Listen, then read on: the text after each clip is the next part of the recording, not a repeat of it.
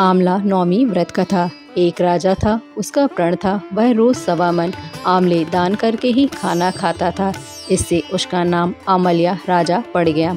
एक दिन उसके बेटे बहू ने सोचा कि राजा इतने सारे आमले रोजाना दान करते हैं, इस प्रकार तो एक दिन सारा खजाना खाली हो जाएगा। इसलिए बेटे ने राजा से कहा कि उसे इस तरह दान करना बंद कर देना चाहिए।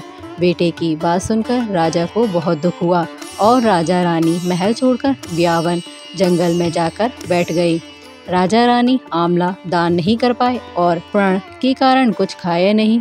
जब भूखे प्यासे 7 दिन हो गए तब भगवान ने सोचा कि यदि मैंने इसका प्रण नहीं रखा और इसका सत नहीं रखा तो विश्वास चला जाएगा। इसलिए भगवान ने जंगल में ही महल, राज्य और बाग बगीचे सब बना दिए और ढेरों आंवले के पेड़ लगा दिए। सुबह राजा रानी उठे तो देखा कि जंगल में उनके राज्य से भी दुगना राज्य बसा हुआ है।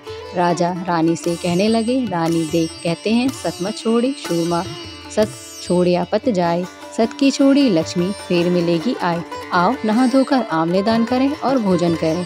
राजा रानी ने आंवले दान करके खाना खाया और खुशी खुशी जंगल में रहने लगी।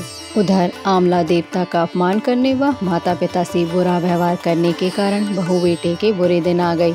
राज्य दुश्मनों ने छीन लिया और दाने दाने को मोहताज हो गए और काम ढूंढते हुए अपने पिताजी के राज्य में आ पहुँचे। उनके हालात इतने बिगड़े हुए थे कि पिता ने उन्हें बिना पहचाने हुए काम पर रख लिया।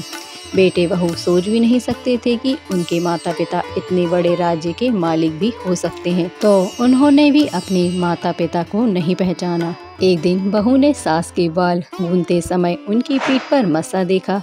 उसे यह सोचकर रोना आने लगा कि ऐसा मस्सा मेरी सास के भी था। हमने यह सोचकर उन्हें निकाल दिया था कि हमारा धन नष्ट हो जाएगा। आज वे लोग न जाने कहाँ होंगे। यह सोचकर बहू को रोना आने लगा और आंसू टपक टपक कर सास की पीठ पर गिरने लगे। रानी ने तुरंत पलट कर देखा और पूछा कि तू क्यों रो रही है। उसने बताया, आपकी पीठ जैसा मस्सा मेरी सास की पीठ पर भी था। हमने उन्हें आंवले दान करने से मना कर दिया था, इसलिए वे घर छोड़कर कहीं चले गए। तब रानी ने उन्हें पहचान लिया, सारा हाल पूछा और अपना हाल बताया।